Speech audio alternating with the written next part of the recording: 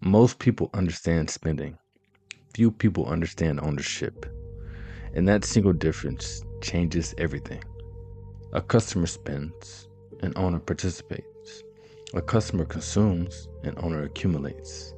A customer thinks about today, while the owner thinks about tomorrow.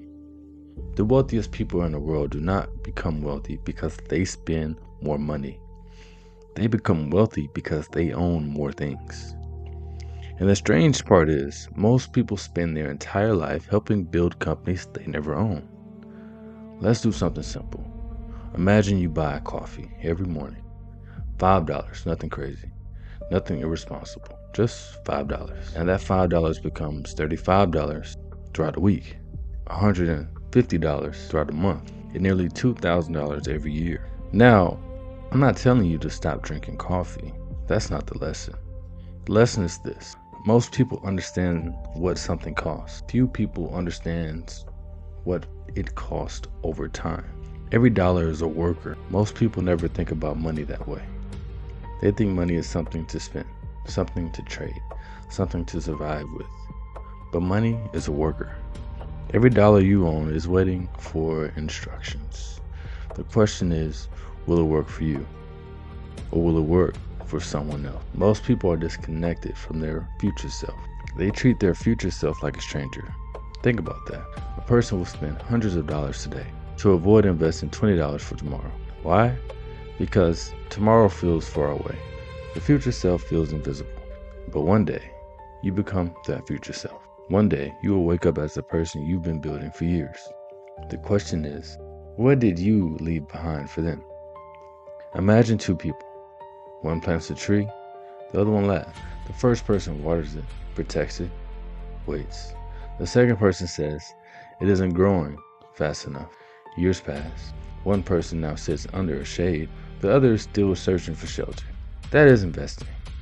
Not exciting, not gambling, not luck. Patience. Most people know the companies. They use the products. They wear the brands. They watch the platforms. They shop at the stores. But they never think, what if I owned a piece of it? If you believe a company will exist 10 years from now, why not own a small piece? If your children use it, if your family uses it, if society depends on it, why remain only a customer? A customer makes someone else rich. An owner grows alongside the business. A customer sees a receipt, the owner sees an asset. The customer thinks, I spend money. The owner thinks, I acquired ownership. Now listen carefully, because the greatest investment isn't a stock. The greatest investment is still you. Skills, knowledge, discipline, communication, sales, leadership, health. These assets appreciate too. The healthy person has more opportunities, the skills person has more options, the disciplined person produces more results. The market can crash, your character remains. The most powerful force in self-development is not intensity, it is compounding. One page becomes one book, one workout becomes a physique, one investment becomes a portfolio, one conversation becomes a relationship, one business becomes a legacy. Everything compounds. The question is, what are you compounding? Imagine your child asking, what did you leave me? Most people immediately think about money. But money is only one answer. Did you leave wisdom, discipline, systems, ownership, or a mindset that creates wealth? Because money without wisdom disappears. Wisdom creates money again. The average person spends years working for money. The exceptional person learns how to make money work. The average person buys liabilities. The exceptional person accumulates assets. The average person thinks monthly. The exceptional person thinks decades. The average person asks, what can I buy today? The exceptional person asks, what can I own forever? Somewhere in the future, there is a version of you, older, wiser, living with the consequences of today's decisions. That person is watching every choice, every dollar, every habit, every excuse, every investment, and every opportunity. You are either building their future or their struggle. The goal is not to become rich. The goal is to become responsible.